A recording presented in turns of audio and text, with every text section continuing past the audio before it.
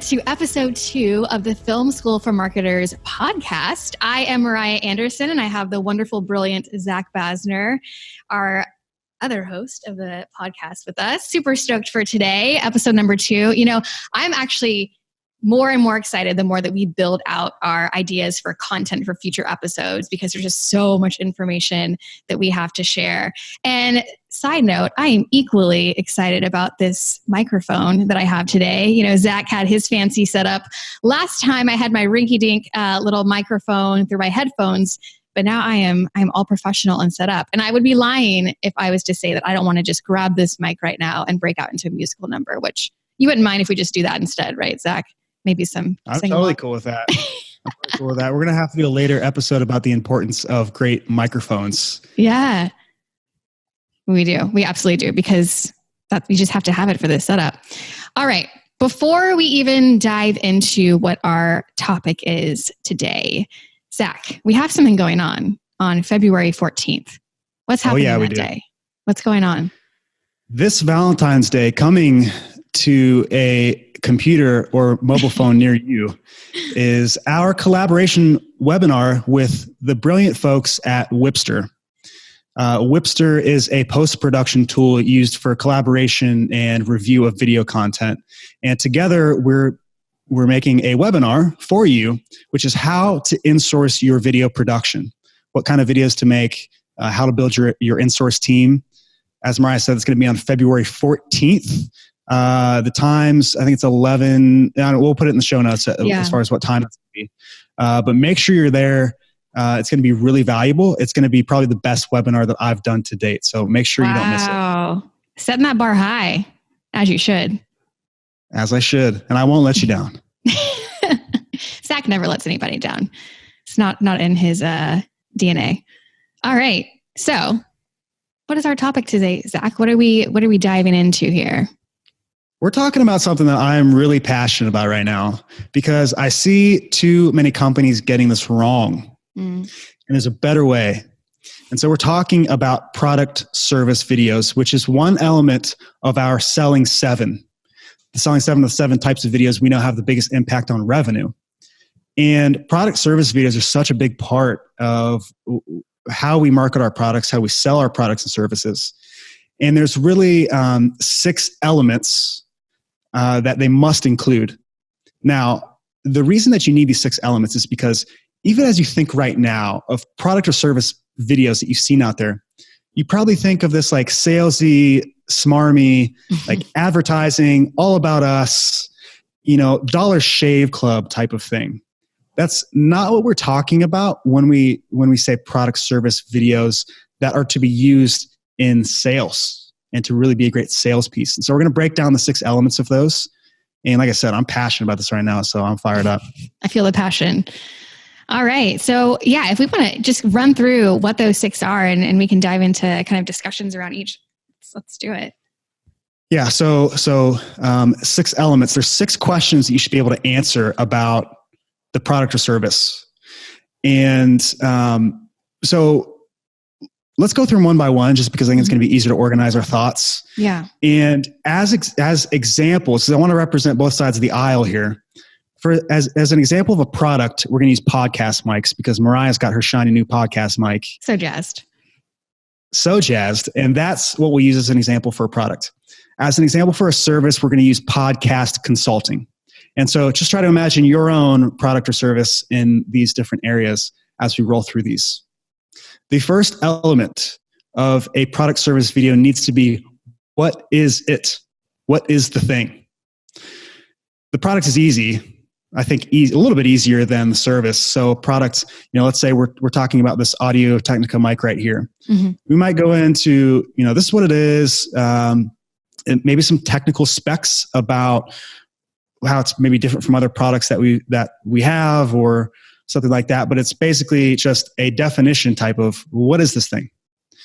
The same thing for the service, podcast consulting. So this is a series of monthly or weekly meetings with your podcast host or facilitators to help them become really great at podcasting and really get the results that they need. So that's a great example of a definition. Mm-hmm. But we can't just assume they know what it is. We've got to tell them what the thing is. I'm assuming that a lot of organizations or companies have that definition and content on their website. Why should it be a video if it's already there? That information's already included on their site. Well, the thing is, that's part of a larger kind of thing, which is, we know that, Cisco says 80% of internet consumer traffic is going to be video. And so we just know that in many cases, people prefer to watch video and they prefer to hear it from a person.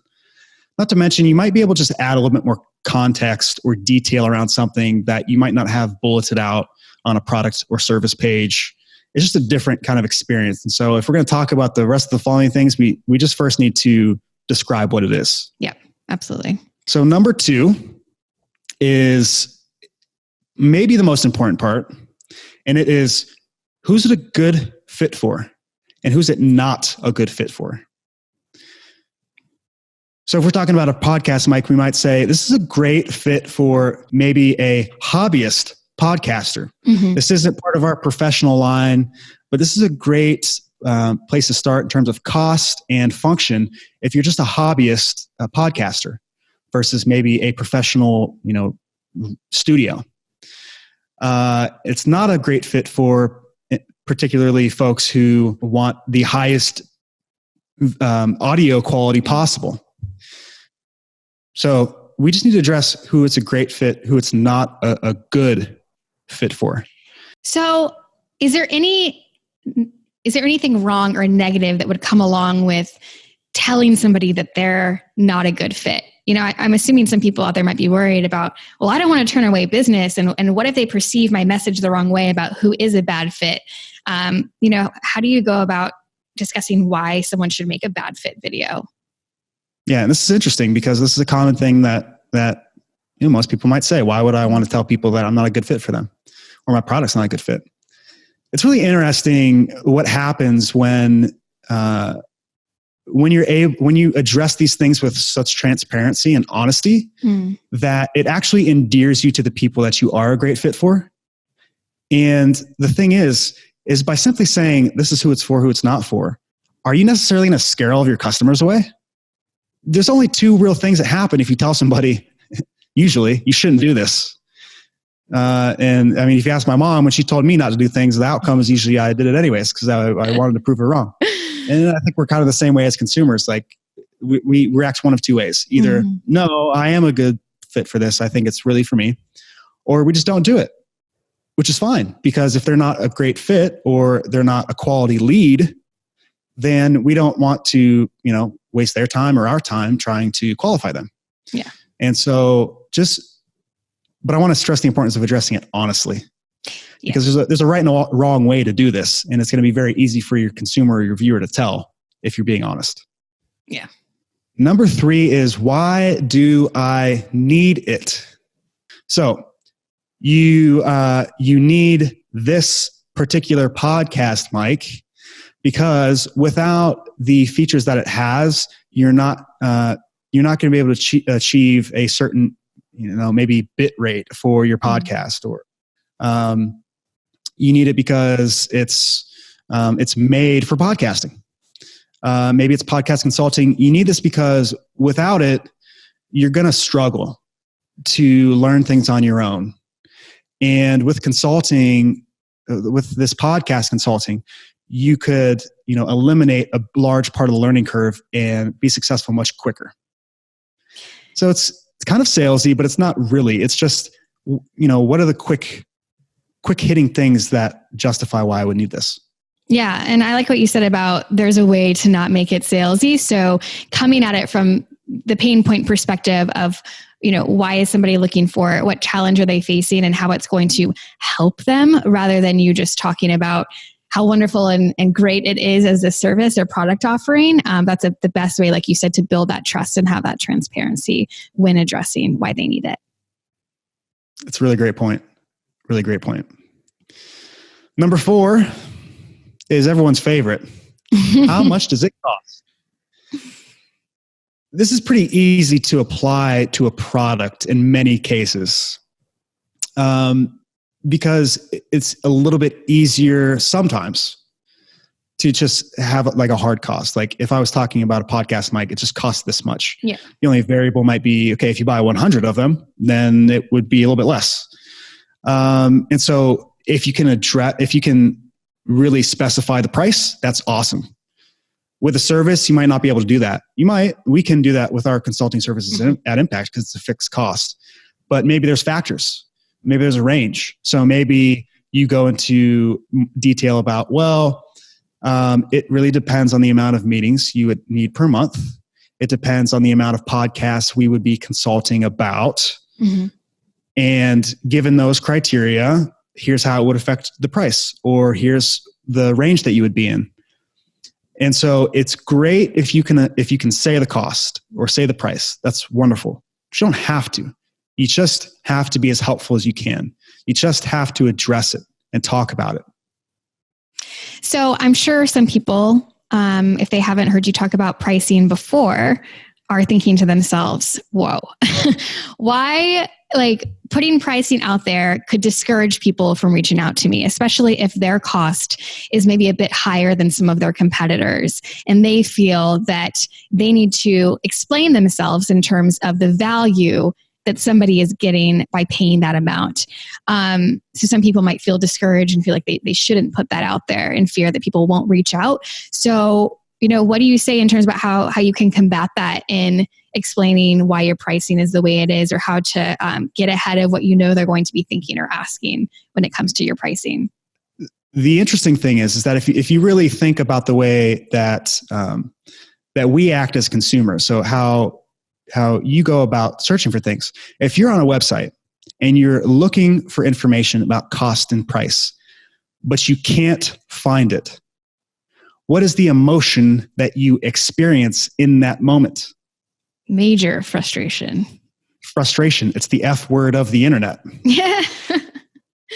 And you're frustrated because you know that they know the price, but they're not willing to talk about it. And the moment that you realize they're not willing to talk about it, you feel as though they are hiding something. And so we can't say that it's going to scare customers away, because what we actually know and how we feel is that we'll scare them away if we don't talk about it. Mm-hmm. So that's, it's a fear that many have. It's a bias that many have. It's just not true. We've got to be great at talking about it. We've got to address it. Yeah. I think on the flip side of that as well is not only is it helpful to the potential customer, which is like the number one thing, but at the same time, I think it helps in terms of the quality of leads that you're probably speaking with. Because if somebody comes in and they are, let's say, podcast services, they only have a lower budget to spend with podcast consulting, it'll be a waste of time if your sales team is just over and over having these unqualified conversation as to people who know exactly what the price range is up front and they know that they can invest that. Those are much more effective conversations that are happening with your team. Yeah. Educate those prospects. Talk about cost early. All right. Numero cinco? Is that 5? C. Yes, cinco. All right. C. So when should I buy the thing? When is an appropriate time to buy? For our product side of the aisle here, a great time to buy this mic would be when you are getting ready to start your next podcast, or when you're ready to upgrade from maybe a technology or a microphone that is kind of crappy. Or when you've realized that you just need to step up the quality. For a service side of the aisle with our podcast consulting, we might say a great time to buy this is when you've realized that your listenership is falling off and you need help. And maybe there's even some like qualifiers, which is like, we can only start consulting after you've published 20 episodes, something. I don't know. We don't actually do podcast consulting. I want to be clear here. We're just using this as an example. But those are things that you might address in when is the right time to buy it. Yeah. And why is that important that somebody be at a certain readiness when it comes to getting in contact with a company? Well, for one, if they're not ready yet, then they're going to be wasting your sales team's time. So we need to help them make the distinction that either I'm not ready for this yet, I don't meet the minimum qualifications, or it's just not time. If they make mistakes too, like if they purchase too early, that may end up reflecting bad on your company or on your sales team, which is, why didn't they tell me it wasn't time for this yet? Yeah. And if they don't have all of their ducks in a row for certain services, I mean, yeah, later down the road, that's like your company losing clients left and right, which hurts your business. So yeah, everyone has to be in the right place in that relationship.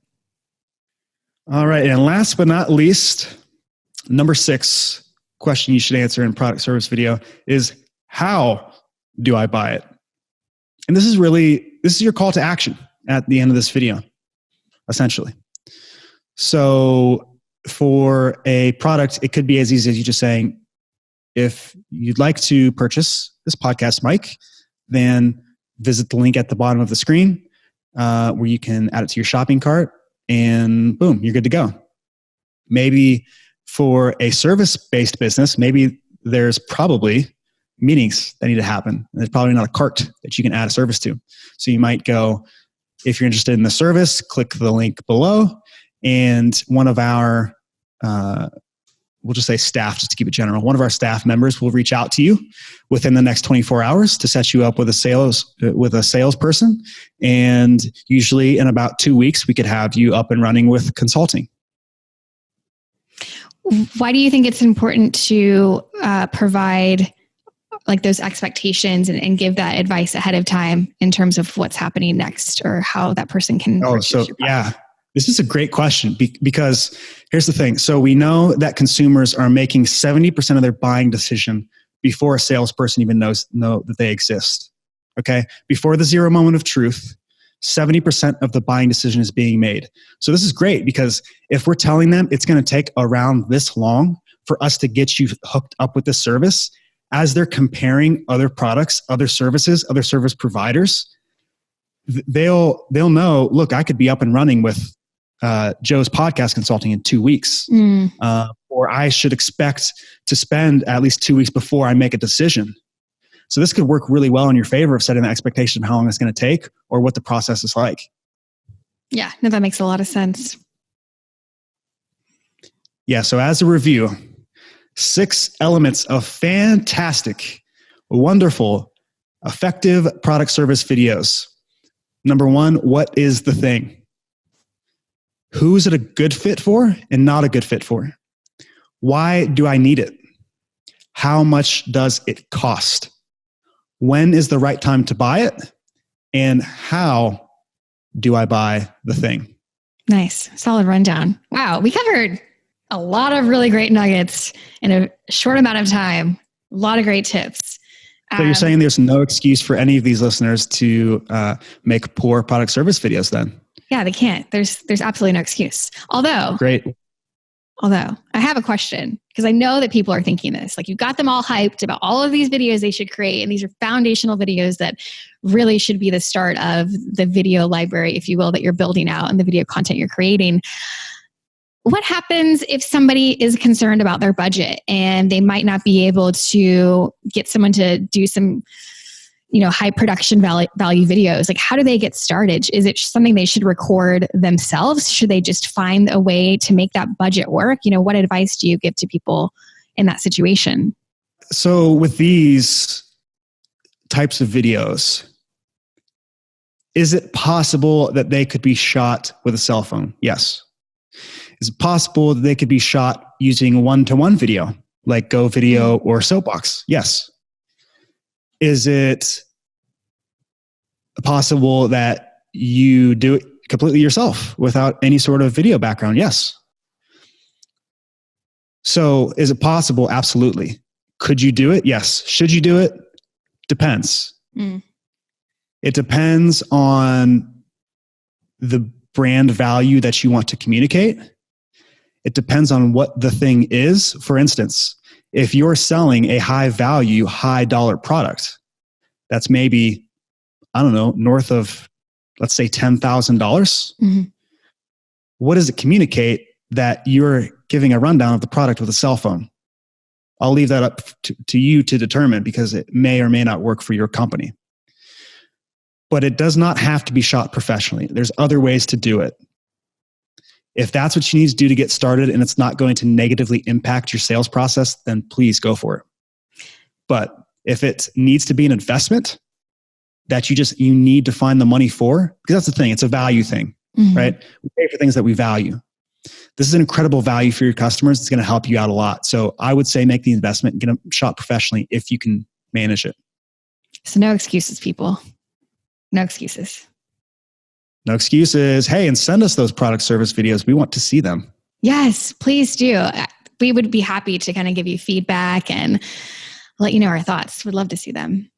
All right. Well, episode 2. On to episode 3. On to episode 100. Episode 100. I wonder what episode 100 is going to be like. You know, it's funny that we talk about episode 100. 2 of our coworkers, Marcella and Justine, just hit their episode 100 of the Creators Block podcast, which I saw that today and I was like, man, what does that feel like? Yeah, I'm glad you bring this up. Loyal listeners, we have lots of great people, great content, great podcasts at Impact. I'm not going to name them off because I'll end up saying one or something and no one will forgive me for it. I'm kidding. They would forgive me. But we would highly encourage you to go check out some of those podcasts as well. If you are in the inbound marketing community, if you are in the HubSpot community, if you're writing content, if you're in management, if you're in design, graphic design, any of the following things, we have a lot of great podcasts for you as well. So we'll include a link in the show notes to all of those different podcasts. We highly advise you to go check those out. And Mariah, we love all those podcasts, but we're trying to get some love up on this podcast as well. I was about to say, so if you love our podcast, Zach, how can someone show that love for us? You can within the next 30 seconds, not if you're driving. Yeah, please not if you're driving. You can go to iTunes and drop us a review. Now, it's a big deal for us because the more reviews and ratings that we have in there, the more iTunes will continue to promote the show. And we want to grow the listenership. We want to grow the audience and the amount of value that we can bring to you. And that's our best way of doing that. So we want to hear from you and we would really appreciate that. It would mean the world to us.